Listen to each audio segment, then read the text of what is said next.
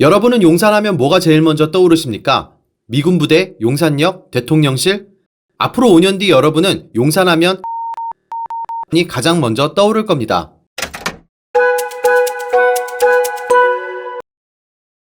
부동산에 조금이라도 관심이 있는 분들은 용산을 이렇게 평가할 겁니다.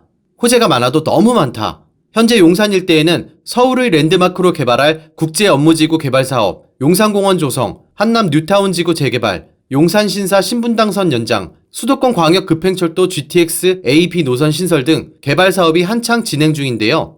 이 가운데 가장 빠르게 진행되는 사업은 한남 뉴타운지구 재건축 사업입니다.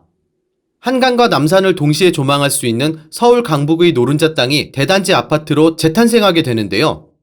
2003년 11월 18일 용산구 보광, 한남, 이태원, 동빙고동 일대 111만 2,005제곱미터는 뉴타운지구로 지정됩니다. 그리고 2006년 10월 19일 재정비지구로 지정된 뒤 2009년 10월 1일자로 한남 재정비 촉진 계획을 결정 고시했는데요.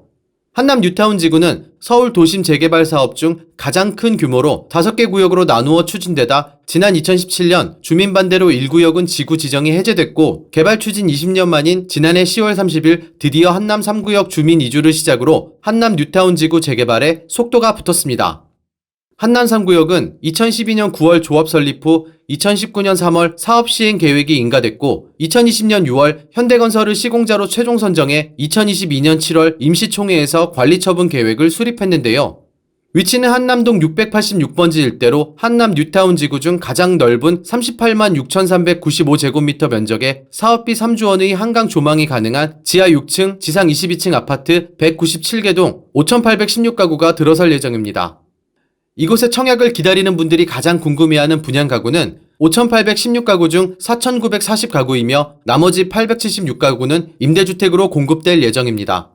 이와 함께 서울의 랜드마크로 개발할 용산국제업무지구 개발 사업은 지난 2010년 사업자금 부족과 국제금융위기, 용산 참사 등 여러 어려움을 겪으면서 사업 추진 3년여 만인 2013년 구역 지정이 해제되면서 사실상 사업이 무산된 바 있는데요. 서울시는 용산 정비창과 용산역 후면부지, 한전부지, 한강철교 북단선로를 포함한 용산구 한강로 3가 40-1 일대부지 49만 5천 제곱미터를 용산국제업무지구로 조성하는 도시개발사업 계획안을 발표했습니다. 사업비 51조 1천억 원으로 용지 비율은 국제업무존 용지 30%, 업무복합 35%, 업무지원 35%로 세분화했는데요. 중심부인 국제업무존에 들어설 건축물 높이는 랜드마크 건물이 100층, 그 외 업무존에는 80층 내외, 업무복합존 60층 내외, 업무지원 40층 내외까지 세워질 계획입니다. 평균 용적률은 900%로 국제업무존의 민간사업자가 혁신 디자인을 제안할 경우 최대 용적률 1700%까지 고밀 개발을 가능하게 했는데요. 이 가운데 주거지는 공동주택 3,500가구, 오피스텔 2,500가구 등 최대 6,000가구가 공급될 예정입니다.